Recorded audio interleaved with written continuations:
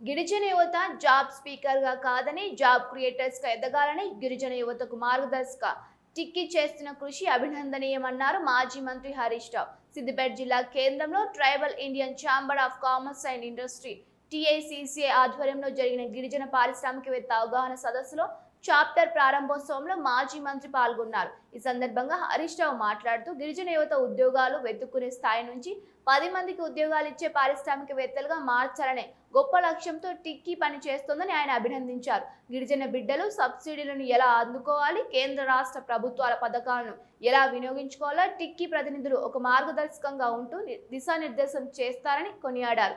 గిరిజన యువత వ్యాపార రంగంలో ఎదగడానికి ఆత్మవిశ్వాసం, పట్టుదల, క్రమశిక్షణ చాలా ముఖ్యమని అన్నారు. కష్టపడితే ఎవరైనా విజయాలు సాధించవచ్చని నిజామాబాద్ జిల్లా గవర్నమెంట్ స్కూల్లో చదివిన రమేష్ నాయక్ అనే గిరిజన బిడ్డ లండన్లో 16 హోటళ్లు స్థాపించి గొప్ప వ్యాపారవేత్తగా ఎదిగాడని అన్నారు. బీఆర్ఎస్ ప్రభుత్వంలో టీ ప్రైడ్ ద్వారా సహకారం అందుకున్న సురేష్ నాయక్ అనే మరో గిరిజన బిడ్డ హైదరాబాద్లో హార్లిక్స్ బర్త్డే కేకులు తయారు చేస్తూ పెద్ద కంపెనీతో పోటీ పడుతున్నారని తెలిపారు. ఇలాంటి స్ఫూర్తిదాయక కథల నుంచి యువత నేర్చుకోవాలని అన్నారు. ఎస్సీ ఎస్టీల భూములకు పట్టాలు ఇస్తాం, పట్టా భూములుగా మీకు భూములను చేస్తామని చెప్పింది. అయిందా?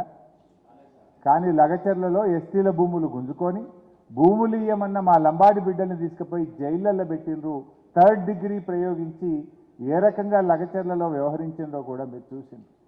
ఎస్టీల భూములకు పట్టాలు రాలేదు, కానీ ఎస్టీల భూములను ఇలా ప్రభుత్వం ఏ రకంగా లాక్కుంటున్నది మీరు ఆలోచించండి. ఎస్టీ పారిశ్రామికవేత్తలకు ఎవరికి 1 ఎకరా ఇయ్యలే, కానీ ఆయన తమ్ముడు కొండలరెడ్డికి మాత్రం నేను చూసిండ్రు 200 కోట్ల రూపాయల భూమిని కొండలరెడ్డికి రేవంత్ రెడ్డి గారు ఎట్లా కట్టబెట్టిండ్రో కూడా మనం చూస్తూ ఉన్నాం.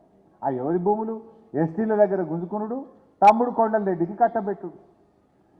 లగచర్లలో ఎస్టీల భూములు గుంజుకునుడు, అల్లుడు సత్యాకు కట్టబెట్టుడు.